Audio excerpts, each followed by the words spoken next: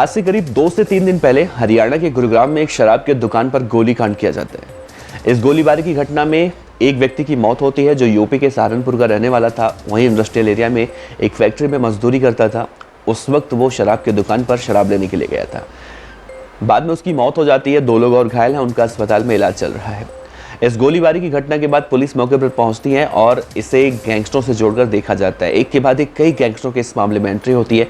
Lawrence Bishnoi और कौशल चौधरी गुरुग्राम की तो दहशत गुरुग्राम के अंदर शराब के ठेकों को लेकर खासतौर से बहुत दिनों से चली आ रही है।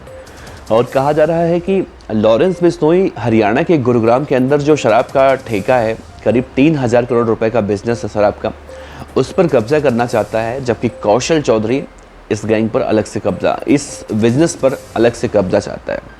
और इसी बात को लेकर इन दोनों गैंगों के बीच में हरियाणा के गुरुग्राम के अंदर खास तौर से लगातार वर्चस्व की लड़ाई के लिए गैंग वॉर देखने को मिलती। और पिछले 2 से 3 सालों में इन दोनों ही गैंग के कई बदमाशों को पुलिस गिरफ्तार करके जेल में डाल चुकी है और कई लोग आपसी गैंग वॉर का शिकार होकर ऊपर पहुंच चुके हैं, यानी कि उनकी मौत हो चुकी है। 2 से 3 दिन पहले जब एक बार फिर से हरियाणा के गुरुग्राम के एक शराब की दुकान में फिर से फायरिंग की गई तो एक बार फिर से बड़े सवाल उठे कि दोनों गैंगस्टर इस वक्त जेल में बंद हैं, तो आखिर अब कौन है जो हरियाणा के गुरुग्राम के अंदर इस तरह की वारदात को अंजाम दिलवा रहा है।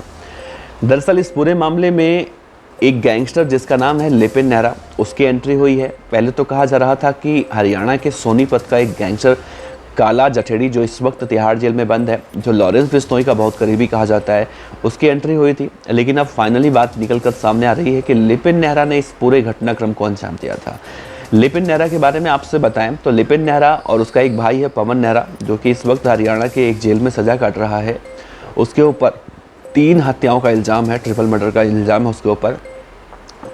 वो तो हरियाणा की जेल में है, लेकिन लिपिन नेहरा इस मौजूदा वक्त में विदेश में बैठा बताया जाता है। कहा जाता है कि स्टूडेंट वीज़ा पर ये कनाडा गया था और वहाँ से बैठकर इस तरह की आपराधिक वारदातों को लगातार अंजाम देने लगा। तो अब जब पुलिस इन्वेस्टिगेशन में एक एक बातें छानबीन की जा रही हैं, जांच पड़ताल किया जा रहा है, तो कई सारे चौंकाने वाले खुलासे हो रहे हैं। इस पूरे मामले में 3 दिन बाद हरियाणा की पुलिस को पहली सफलता मिली और एक आरोपी इस पूरे मामले का जो है वो गिरफ्तार हुआ है। उसका नाम है रोहित गरेड़िया। रोहित गरेड़िया का इस गोलीकांड में रोल ये था कि वो जब घटना हो रही थी, वारदात को अंजाम दिया जा रहा था, तब वो बाइक चला रहा था और 2 आरोपी वहाँ पर फायरिंग कर रहे थे। तो फायरिंग करने वाले आरोपियों का नाम दीपक नागर है और दूसरे का नाम है सौरभ। दीपक नागर वहीं का रहने वाला है जहां पर इस वारदात को अंजाम दिया गया है, जबकि सौरभ हरियाणा के चरखी दादरी का रहने वाला है। रोहित गरेड़िया ने पूछताछ में पुलिस को बताया है कि लिपिन नेहरा के निर्देश पर वो लोग वहां पर पहुंचे थे और गोली कांड की घटना को अंजाम दिए थे। दरअसल आरोपी ये बता रहा है कि लिपिन नेहरा चाहता है कि जो शराब का ठेका है वो उसके पिता दयाराम नेहरा, उनका नाम है, उनके नाम पर ट्रांसफ़र कर दिया जाए, ताकि ये शराब का ठेका जो वहाँ का चलता फिरता अच्छा खासा इनकम होता है वहाँ पे, तो वो शराब का ठेका उसके पिता के नाम पर अगर हो जाएगा तो जितनी भी रकम है वो उसके घर में आएगी। जबकि जो पीड़ित हैं कुलदीप यादव, वो बिल्कुल नहीं चाहते हैं कि भाई जब हमने टेंडर दिया था तो इस ठेके का मालिक मैं ही हूँ और मैं करूँगा। पिछले साल भी उन्हीं के पास टेंडर था, इस साल भी उन्हीं के पास टेंडर था, तो वो चाहते हैं कि ये दुकान उनको उन्हीं के पास रहे, वो क्यों किसी को दें। और इसी बात को लेकर ये पूरी लड़ाई चल रही है। और जिस तरह से मैंने आपको शुरू में ये भी बताया कि हरियाणा के गुरुग्राम के अंदर शराब के ठेकों को लेकर कई तरह की बातें जो निकल कर सामने आती है, वर्चस्व की लड़ाई कौशल और लॉरेंस के बीच में। तो लॉरेंस गैंग का है लिपिन नेहरा, क्योंकि सिद्धू मूसेवाला की हत्या में लिपिन नेहरा का नाम सामने आया था। लिपिन नेहरा और पवन नेहरा दोनों जैसा मैंने बताया शुरू में, ये भाई हैं। तो इनके सर पर लॉरेंस बिश्नोई का हाथ कहा जाता है। और लॉरेंस बिश्नोई गैंग एन केन प्रकरण जो भी आप समझ लीजिए, हरियाणा के अंदर कौशल चौधरी की बादशाहत पूरी तरह से ख़त्म करना चाहती है। लेकिन कौशल चौधरी भी लॉरेंस बिश्नोई से छोटा बदमाश नहीं है। इसके बारे में भी कहा जाता है कि कौशल चौधरी खुद अपने आप में एक बड़ा बदमाश है। हरियाणा के जिस जेल में रहता है वहाँ पर सुरक्षा व्यवस्था ऐसी होती है जैसे लॉरेंस बिश्नोई की होती है। कौशल चौधरी का भी नाम लास्ट एक वारदात में सामने आया था, जब जितेंद्र गोगी रोहिणी की कोर्ट में मारा गया था, तो कौशल चौधरी का नाम आया था हथियार सप्लाई में। लेकिन उसमें भी एक संदेह था। कौशल चौधरी के परिवार वाले ये बचाव के लिए अपील कर रहे थे कि कौशल उस वक्त जेल में था तो हथियार सप्लाई कैसे कर सकता है। मिला जुला कर समझने की कोशिश करें तो कौशल चौधरी के बारे में कहा जाता है कि पहले वो समरसेबल रिपेयरिंग का काम किया करता था।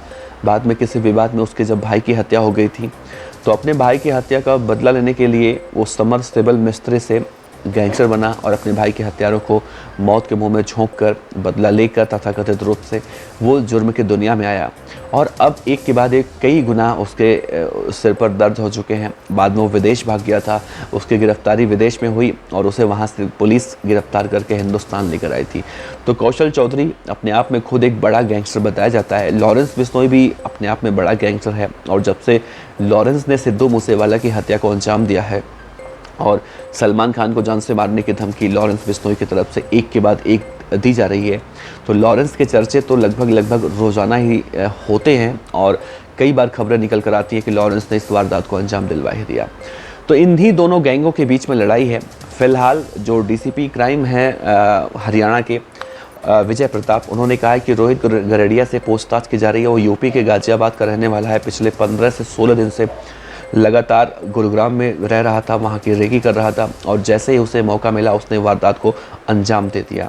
तो इस पूरे केस में अब देखने को मिल रहा, जो फरार आरोपी हैं उन्हें पकड़ने की कोशिश की जा रही है, दबिश दी जा रही है, बहुत जल्दी वो गिरफ्तार होंगे। लेकिन इसमें एक बड़ा सवाल उठता है कि हरियाणा के गुरुग्राम के अंदर, जैसा मैंने शुरू में कहा कि 3000 करोड़ रुपए का जो शराब का बिजनेस है, उसको लेकर कोई गैंगस्टर ही नहीं सिर्फ आपसे रंजिश रखते हैं, बल्कि सबकी नज़रें वहीं पर होती हैं। अभी लॉरेंस बिश्नोई ने पहले एक ठगरान बंधु के घर पर फायरिंग करवाई थी, जो वहाँ के मेयर थे, और बाद में उनकी हत्या कर दी गई थी। और लॉरेंस बिश्नोई ने ये हत्या करवा के ये मैसेज देने की कोशिश की थी कि हरियाणा के अंदर शराब के ठेकों पर कोई अपना टेंडर ना डाले, वो सिर्फ लॉरेंस बिश्नोई गैंग के लोग डाल सकते हैं। लेकिन लॉरेंस बिश्नोई के इस ऐलान के, इस धमकी के बाद भी ऐसा कोई माना नहीं, जिसके बाद से इस तरह की बातें निकलकर सामने आ रही हैं। और एक चीज़ और देखी जा रही है, जो लिपिन नेहरा है जिसने इस पूरे वारदात को अंजाम दिलवाया, उसके पिता दयाराम नेहरा हैं, उनसे भी पूछताछ करने की बात की जा रही है।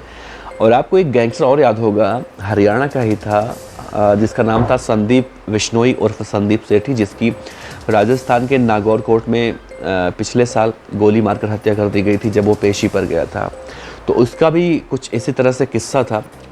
उसको लेकर भी यही कहा जाता था कि शुरुआत में उसने भी शराब के ठेकों को लेकर कुछ इस तरह की रणनीति अपनाई थी, बाद में वो शराब के ठेकों का किंग बन गया था। तो दरअसल गैंगस्टर यही चाहते हैं कि शराब का जो बिज़नेस है 3000 करोड़ का, वो लॉरेंस बिश्नोई चाहता है कि हमारी गैंग को मिले, कौशल चाहता है हमारी गैंग को मिले। और इन्हीं दोनों गैंगस्टरों की चाहत में जो गैंग वॉर होती है, उसमें आम लोग पिसते हैं। जैसे संदीप मारा गया, जो शराब की दुकान पर शराब लेने गया था, यूपी के सहारनपुर का था। फिलहाल पुलिस इन्वेस्टिगेशन चल रही है, इन दोनों बदमाशों को पकड़ने की कोशिश की जा रही है, दबिश दी जा रही है।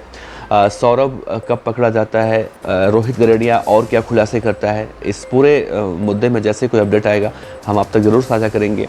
अपने विचार आप नीचे रख सकते हैं। आपका बहुत बहुत शुक्रिया। नमस्कार।